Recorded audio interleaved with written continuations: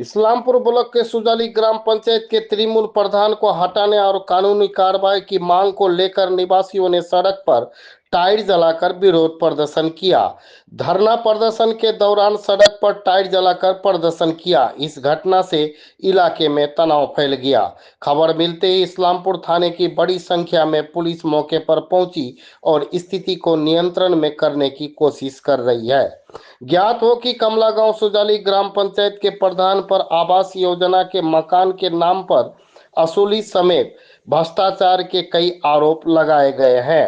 इस शिकायत के चलते पार्टी ने पहले नूरी बेगम को पार्टी से सस्पेंड कर दिया है। बाद में दबाव में आकर प्रधान नूरी बेगम ने करीब 200 लोगों का असुली का पैसा वापस कर दिया। इसके बाद तृणमूल कांग्रेस के नेताओं ने कानूनी कार्रवाई और प्रधान नूरी बेगम को पद से हटाने की मांग को लेकर पंचायत के सामने धरना प्रदर्शन शुरू कर दिया।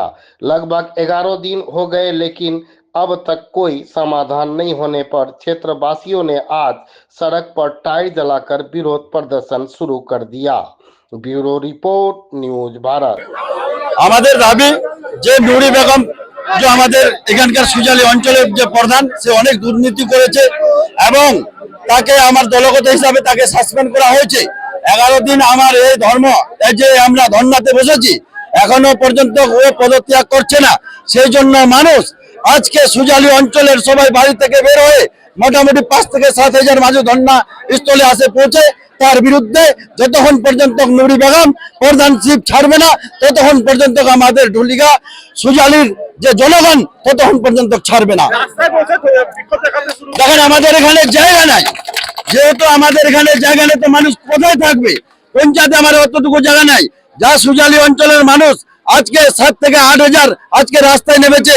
আমি বিডিও সাহেবকে, এসডিও সাহেবকে আর আমার ডিএম সাহেবকে অনুরোধ করে বলছি যে সুজালি অঞ্চলের মানুষ যে টোটাল 25,000 আমরা ভোটার আছি, টোটাল জনসংখ্যা যদি দেখতে যান 50,000, এই 50,000 মানুষকে দেখে শুধু একটা প্রধান বা কিছু মেম্বার আপনারা দয়া করে ওই 10টা 20টা মানুষকে না দেখে সুজালি অঞ্চলের যে 50,000 মানুষ তাদের দিকে দেখে তার প্রধানশিপটা যেন অতি শীঘ্র সাসপেন্ড করা হয়।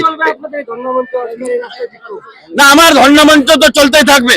আমরা আশা করছি 2026 অবধি, যতক্ষণ পর্যন্ত আমাদের বিধানসভা ইলেকশন হবে না ততক্ষণ পর্যন্ত আমরা এই ধর্ণাতে বসে থাকবো।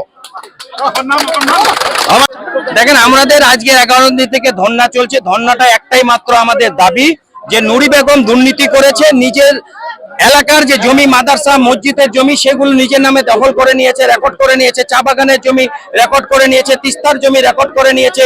পঞ্চায়েতে বাংলা আবাস যোজনা ঘরে 1100 ঘরের টাকা 20,000 লোকের কাছে টাকা নিয়েছে। 161 টাকা মানুষকে ফেরত দিয়েছে। 939টা টাকা পাবে। বিভিন্ন স্কিম, একেবারে একটা স্কিম বারবার দেখিয়ে টাকা তোলা হয়েছে। কৃষক বন্ধুর টাকা আত্মসাৎ করেছে, রূপসীর টাকা আত্মসাৎ করেছে, 100 দিনের কাজে পর্যন্ত টাকা আত্মসাৎ করেছে। এই প্রতিবাদ সুজালির মানুষ চাইছে নুরি বেগমের দুর্নীতির জন্য ভিডিও এফআইআর করুক এবং নুরি বেগমকে বহিষ্কার করা হোক, এই আমাদের দাবি। আজকে সুজালির মানুষ পূর্ব থেকে পশ্চিম থেকে যতদূর আপনার চোখ যাবে আপনারা দেখবেন আজকে হাজারে হাজারে কাতারে মানুষ আজকে পথে প্রতিবাদ করতে নেমে গেছে। আগামী কাল থেকে আরো বৃহত্তম আন্দোলন আমাদের শুরু হবে, এই আপনাদের কাছে অনুরোধ করছি। কারণ কে কি করছে আমরা জানি না। যারা টায়ার বিক্ষোভ করছে আমরা ওদের কাছে অনুরোধ করব, ভাই এই কাজটা করবে না। ধর্ণা শান্তিপ্রিয়, ধর্ণা মানে শান্তিপ্রিয়, এই বার্তা আপনাদের কাছে দিয়ে দিয়েছি। নুরি বেগমের পদত্যাগ চাচ্ছি।